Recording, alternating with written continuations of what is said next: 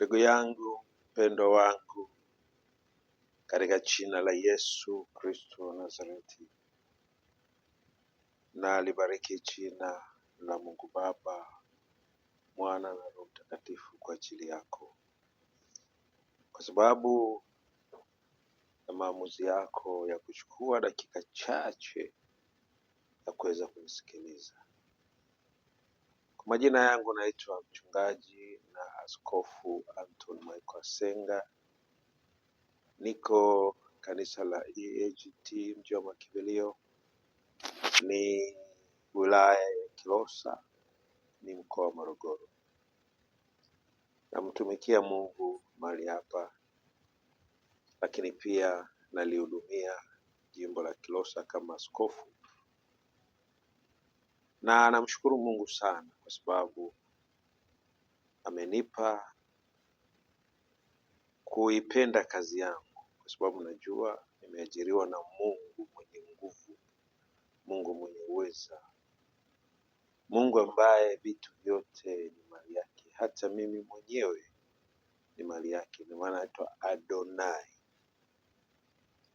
Kwa hiyo napenda tu nikuambie ndugu yangu,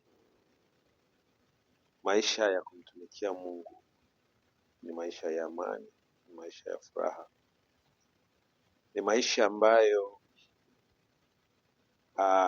hayataishia hapa duniani, lakini hata baada ya kufa bado utaishi maisha ya amani na furaha pamoja na Bwana katika ule ufalme wake. Ninakusihi ndugu yangu unayetizama video hii kwamba dunia inapita pamoja na mambo yake. Kama dunia haitapita na mambo yake, lakini mimi na wewe tutapita, tutaiacha dunia na mambo yake. Na kwa sababu sisi wanadamu hatuna mdudumu hapa duniani, maana yake tunataraji kuwa na maisha mengine. Tutarudi kwa Baba yetu wa mbinguni. Hii miili tulioivaa leo tutaiacha duniani, italiwa na funza, taoza, tarudi ardhini kama neno lilivyosema. Tumetoka katika udongo na tutarudi katika udongo. Sasa nini pointi yangu? Pointi yangu ni kwamba ninakusihi sana kwa moyo wa huruma na wa upendo, jua ya kwamba kuna maisha mengine baada ya kufa. Kuna maisha mengine baada ya kufa, na huko tutakakokuwa kwa Baba yetu wa mbinguni, aina ya maisha tutakayoishi inategemea jinsi ambavyo hapa duniani tuliandaa.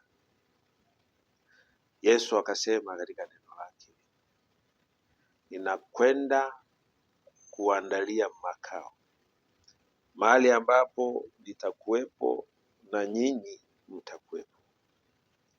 Tena akatuhakikishia kwamba kama sivyo angelituambia. Kwa hiyo huu ni uhakika kwamba kuna maisha mengine, na hayo maisha tutaishi kwenye makao. Kila mtu atakuwa na makao yake. Hayo makao yanajengwaje? Kwa kila mtu, mradi tu amefika kwa Baba, ameishi maisha tu ya kumwamini Mungu hapa duniani, lakini hakufanya lolote zaidi ya hapo. Au hayo makao yanaandaliwa kwa wale ambao pamoja na kumjua Mungu watajitaabisha na kufanya mapenzi ya Mungu kwa bidii zote, watalitii neno lake na kulitenda, watafanya sawasawa na vile ambavyo neno limetuagiza. Biblia anasema, na itakuwa utakapoisikia sauti ya Bwana Mungu na kutii na kuangalia kuyatenda yote aliyoyaagiza, ndipo tutakapofanikisha njia zetu, ndipo tutakapositawi sana. Lakini pia siku ile ya mwisho tutaikuta hazina. Hazina inatengenezwa duniani na hazina inatangulia mbinguni, kulingana na jinsi ambavyo tumeweza kumtumikia Mungu hapa duniani. Kwa hiyo nakusihi kwa huruma zake Kristo Yesu, usipuuze.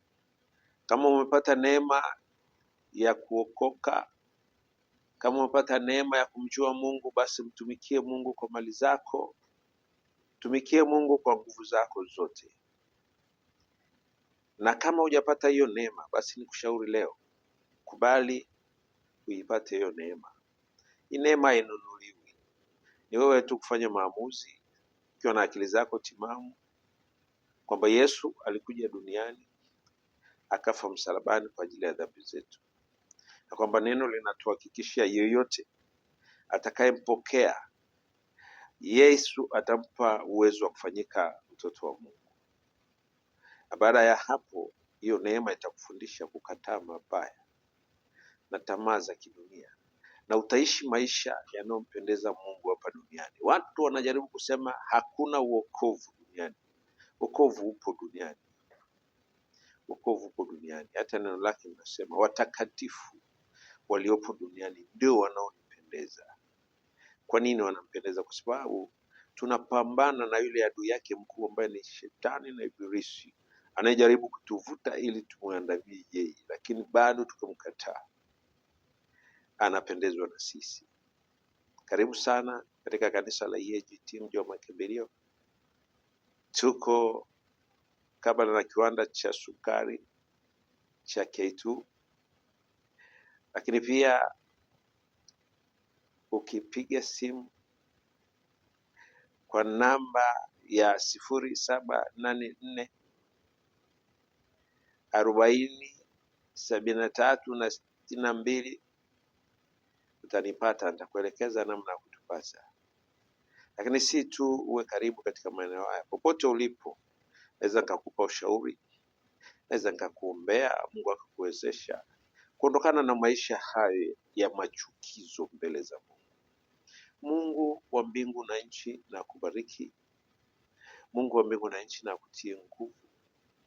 Mungu wa mbingu na nchi na kukumbuke, ili nafsi, roho yako isipotee, bali ufikie hatua ya kumwamini Kristo Yesu awe Bwana na Mwokozi wa maisha yako, ili ukaishi pamoja naye katika ule ufalme milele yote. Mungu wa mbingu na nchi na kubariki sana.